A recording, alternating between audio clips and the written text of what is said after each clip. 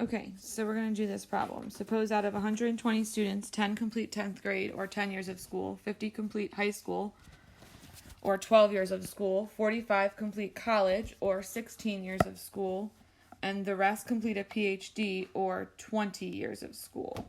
So what we want to do here is use these totals to help create our probabilities, so the totals of students, and then it says, when it says create the following probability model, it says for the number of years of schooling the student completes. So to me, that's saying that we want to talk about X as the number of years of total school that this student attended. So then here above X, I would write number of years of school. Sorry, I'm attempting to keep my hand off the iPad because I'm having a lot of trouble recording this particular video.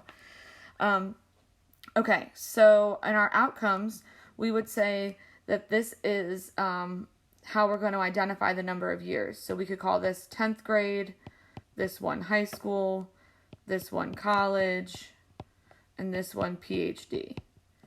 Then in years of school, we'd fill in, like it says that if they finished 10th grade, they did 10 years of school. If they finished high school, they did 12 years of school.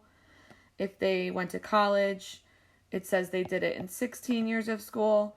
And if they got their PhD, it's saying that was 20 years of school. Now, the hardest part here for this one, I think, is the probabilities, because it's all dependent on how many total students we have. Since it's out of 120 students, and we know 10 finished 10th grade, we would write a 10 here out of 120. If we know that 50 completed high school, then we could say 50 out of 120 finished high school. We here know that 45 students out of 120 finished college, and then to figure out the rest, right, we can take 120 and subtract the numbers that we already put as numerators here. So this would be like minus 10 plus 50 plus 45. I'm really struggling here writing those numbers. I'm really sorry, guys. And I believe that leaves us with 15 in that particular category. Oh no, 20 in that particular category. No. 15. Woo, I'm struggling. Okay. So it says this first follow-up question, give at least 2 reasons why you know this is a valid probability distribution. I hope you guys remember my 2 reasons from the notes. The first is that all of the probabilities in the P of X column fall between 0 and 1, right? Or we could write that in words. So all the probabilities,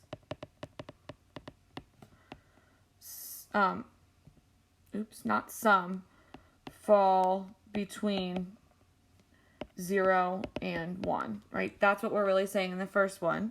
And then in our second statement here, we're trying to check if the P of X actually sums to 1. So in this case, we can check that by doing like 10 over 120 plus 50 over 120 plus 45 over 120 plus 15 over 120, and check that it really does equal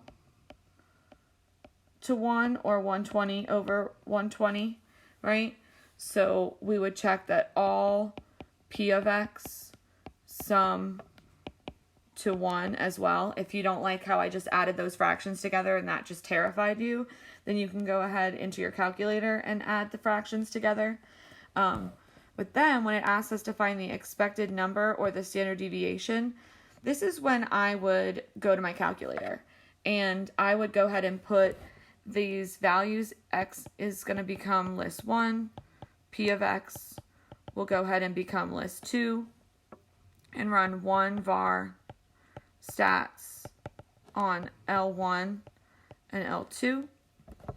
Okay, so the way that this would work is that we would go to our calculator and enter those values, run them like we did before, and here when we're asked for the expected value, we would report X bar, and down here when asked for the standard deviation, we would report sigma of X.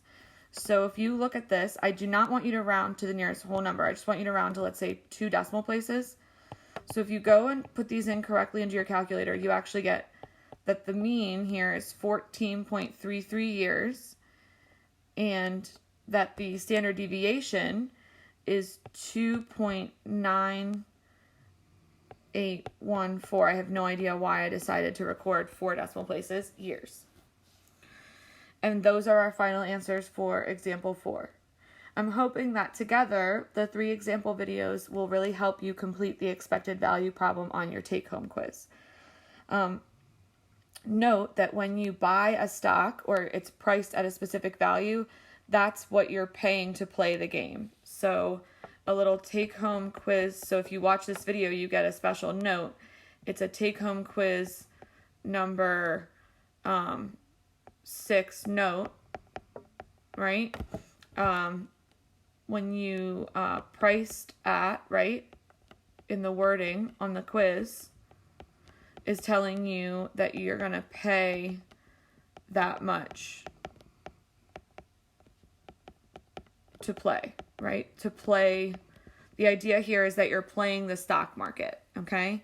So if you watched all the way to the end of this video, which I know some people did, then you get this special little bonus note that says, this is how much you pay to play, okay, when on your take-home quiz 6. So it's actually a value that you're going to end up subtracting.